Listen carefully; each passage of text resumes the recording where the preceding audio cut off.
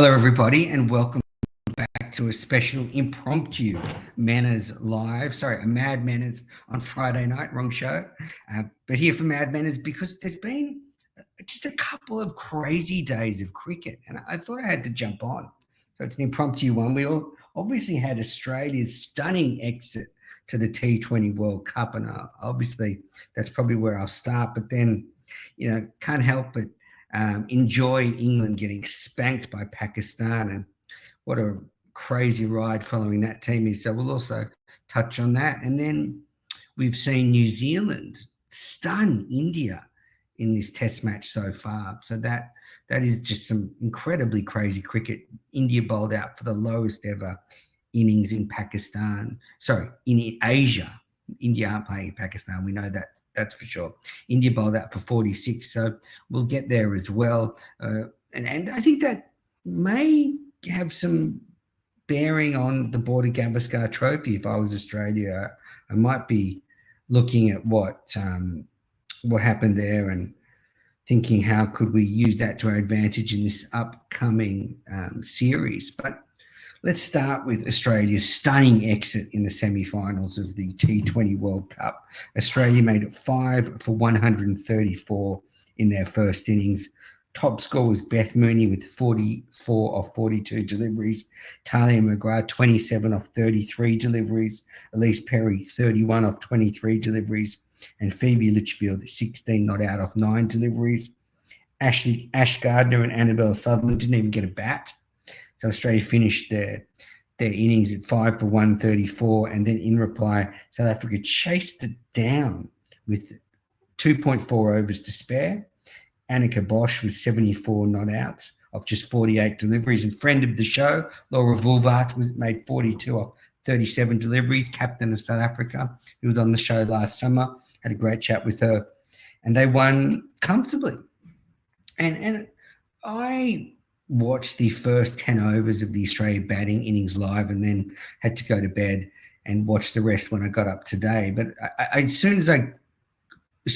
when I was going to bed, I thought Australia's going to lose this match. They've stuffed it up. And after 10 overs, I think Australia was 2 for 50 odd after 10 overs. And I just felt that Australia got completely spooked in the game and they didn't take it on. South Africa came out of the gates very strong. Cap and Kaka bowled exceptionally well.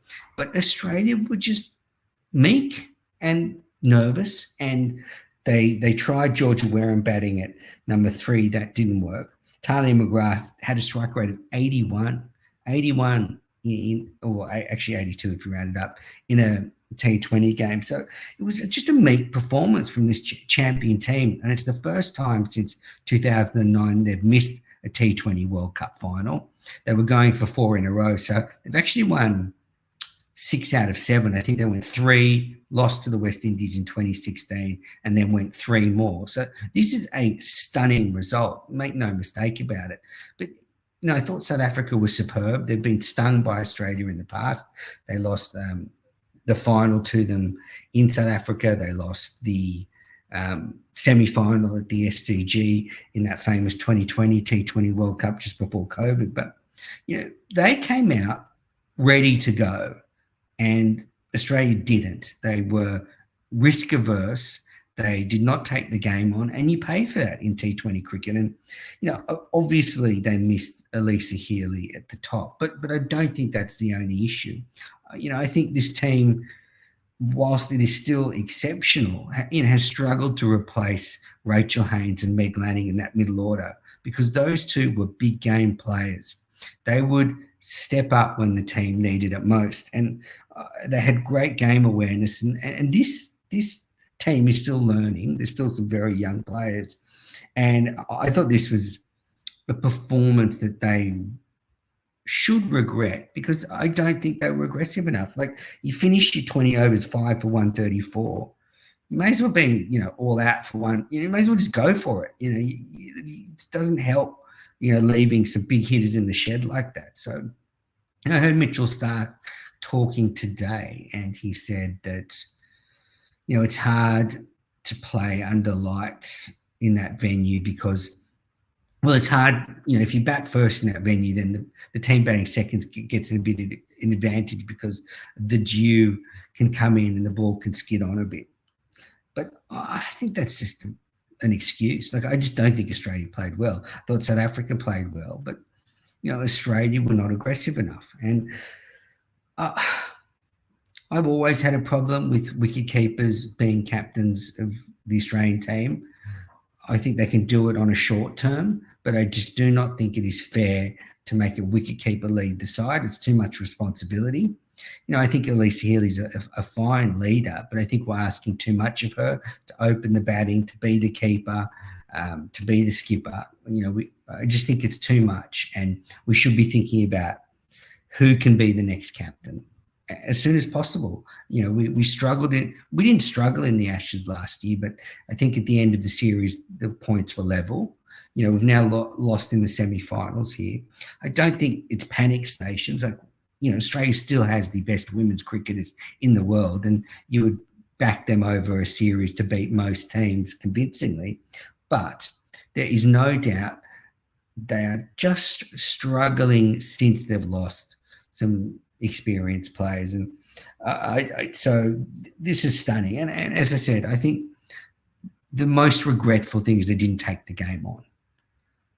They were just meek. You just can't come out of the blocks and score under a run of ball. I know it's been a low scoring World Cup, but yeah, just a poor performance. And so they come home for the first time before the finals in a long, long time, since 2009. So just, congratulations to South African cricket. I think that's a great result for them. And, I think we've seen in this tournament that women's cricket, maybe there was a feeling that, Australia, England and India were pulling away. But I think we've seen in this World Cup that, don't write off the West Indies, the Kiwis and South Africa, because they're not that far behind.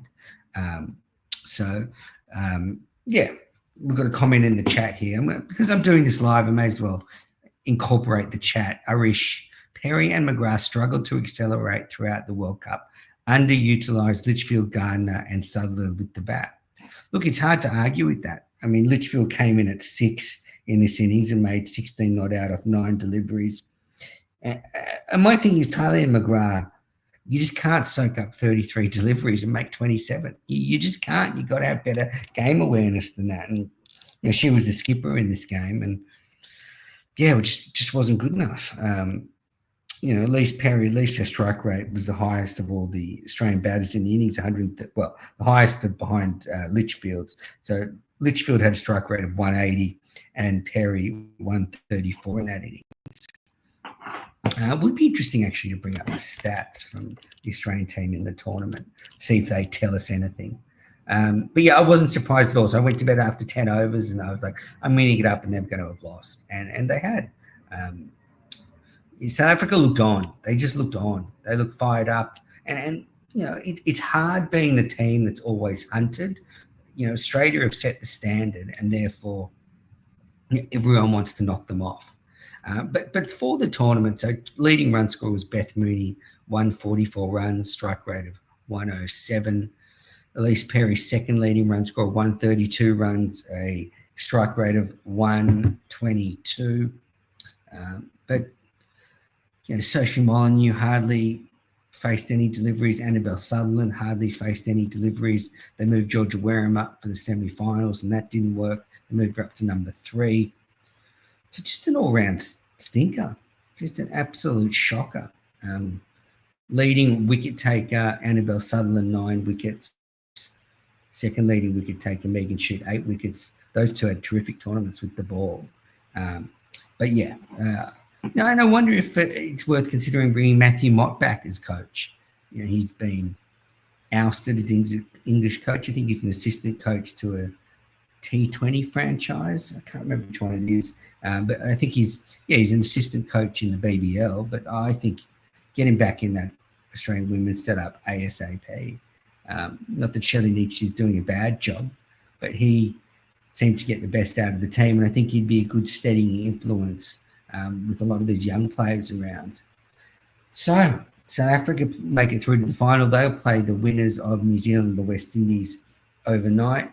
So you might be listening to this after that game. I'm slightly tipping the Windies in this game. They're a team that when they get hot, they can go on a bit of a run. So I expect to see them in the final. Right, so then the crazy cricket, that was the end of a crazy day's cricket. But yesterday, we had so much crazy stuff, and it continued today with Pakistan beating England in the second test to win by 152 runs. So that series is locked at 1-1 with one test to play. This is just an amazing story. Last week, England pounded Pakistan by an innings of 47 runs. It was embarrassing. England smashed 7 declared for 823. And between test matches, it felt like Pakistan cricket was just falling down. So everyone was pointing the finger at everybody. They dropped a number of senior players. I think some people were speculating maybe Dizzy Gillespie would get sacked as coach.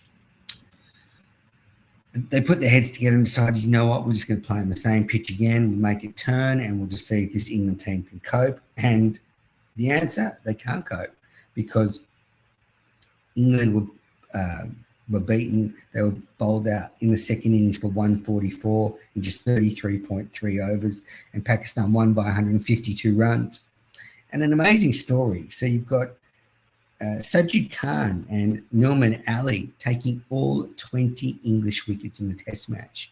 So it has only happened 7 times in the history of test cricket, and it hasn't happened since 1972.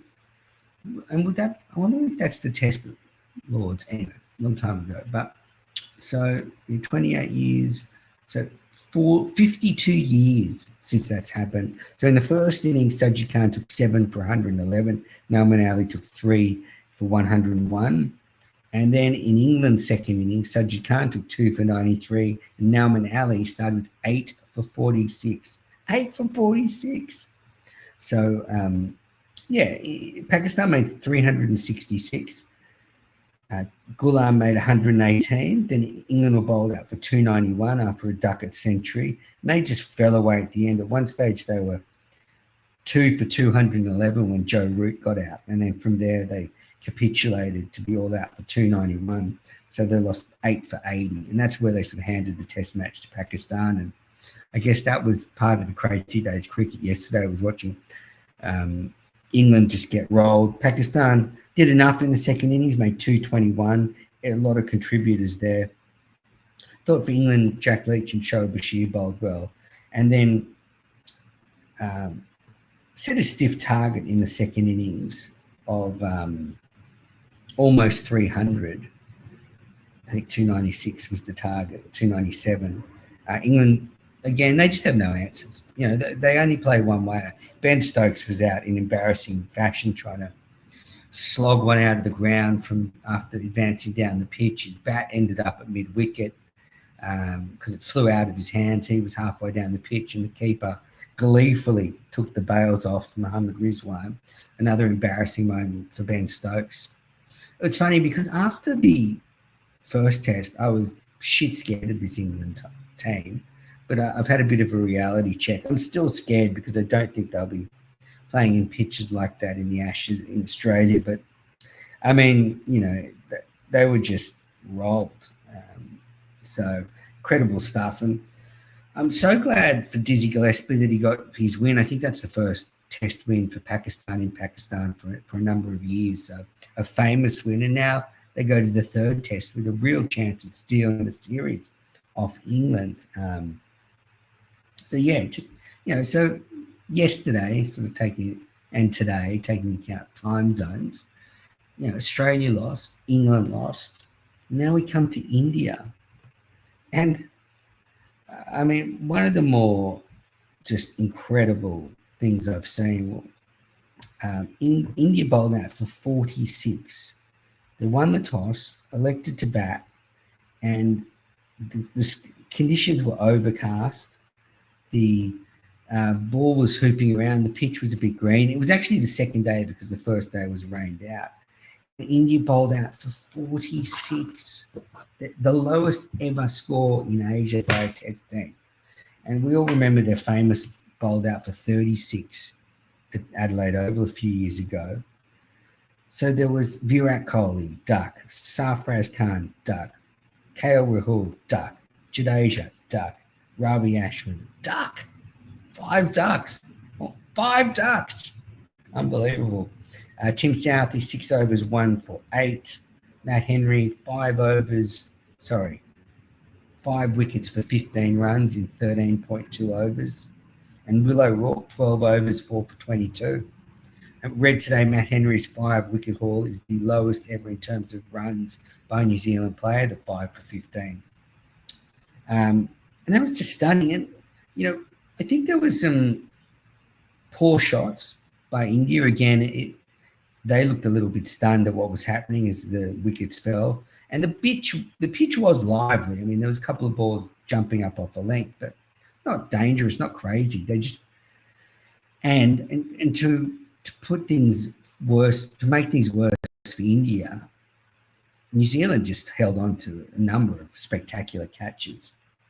I don't think Rohit Sharma advancing down to Southee was probably the ideal shot, but some great catches. The Devon Conway catch in particular was an absolute ripper off Khan, diving away to his right, taking a specky one-handed. That was probably the highlight of the catches. So India all out for 46. And I'm sort of thinking at this point, they should be able to bowl out New Zealand for something, not 46, but I thought maybe New Zealand had struggled to make more than 200. Well, they didn't. They made 402. Rachin Ravindra made a spectacular 134 of just 157 deliveries. Devon Conway made 91 of 105 deliveries. And they did take a few wickets. They once they got Conway out, then they got Mitchell out, then they got Blundell out, then they got Phillips out, and then when they got Henry out, it was 7 for 233. And you're thinking they might be able to keep this lead within something kind of manageable. Well, it didn't happen because Tim Southee smashed 65 off 73 deliveries. He partnered with Rachin Ravindra. Those two put on 137, and that has just completely taken the game away from India. And eventually they bowled out New Zealand for 10 for 402, and now they're in the second innings. So with over 2 days to play, you think New Zealand should get the chocolates from here, and that would be stunning. I mean, it's so hard for teams to go to India and win, so that would be a hell of a performance from New Zealand. But it's not over yet. I could see India batting for 2 days as well. That'd be typical Kiwis as well, get to the finish line and just fall short. But anyway, what I found interesting about this innings from India is if I'm Australia, I'm looking at this going, okay, we've found a bit of a chink in India. If I'm Australia looking at India, we're thinking there's a bit of a chink in India's armour here. They might struggle. If we can leave a bit of juice in the wickets in Australia, maybe we can get them. I mean, the hard thing is, the 4th and 5th tests at the MCG and the SCG. It's hard to get a lot of life in those pitches. We've seen the MCG get better, and we've seen both get better, but Australia could look to serve up some spicy wickets at the Optus Stadium, the Gabba and Adelaide Oval, because, I mean, we've just seen, a bit like England, India might be vulnerable when the ball's seaming around. We saw them get bowled out for 36 at the Adelaide Oval last time they were here. They did go on to win the series, and that's what I'm saying. It's no guarantee that Australia wins the series, but they could get a distinct advantage bowling on green tops. The only thing is then Australia has to bat on them. And so it could be just as tricky for us facing Bumrah and co. But, it might be something to think about for Cummins. If you turn up and win the toss and there's a bit of green in the wickets, do you have a crack? Seeing what happened to India here. So, yeah. So all around the ball, just a crazy day's cricket. Australia losing, England losing, thank goodness, and now India on the ropes against the Kiwis. Well, I got to go. Just wanted to jump on for a bonus Mad Manners to react to all that stuff. I'm commentating on the Spring Challenge T20 tournament. So if you want to watch some women's cricket action, it starts 10 o'clock local time in Sydney. The first game of the Brisbane Heat taking on the Adelaide Strikers. Then in the afternoon, it's the Melbourne Stars taking on the Hobart Hurricanes. Meg Lanning's playing for the Stars, so that's always worth a watch. But yeah, thanks for tuning in to the Mad Manners Cricket Unfiltered podcast. Remember, rate and review the show on your favourite app. If you want ad-free versions of the show, please head onto our Patreon page. Would love some more subscribers. This is a fully independent show, so if you can support the show, that'd be much appreciated. Hopefully, I can get out to some more of the Border Gavaskar tests this summer. But yeah, wow, the big three been knocked out overnight.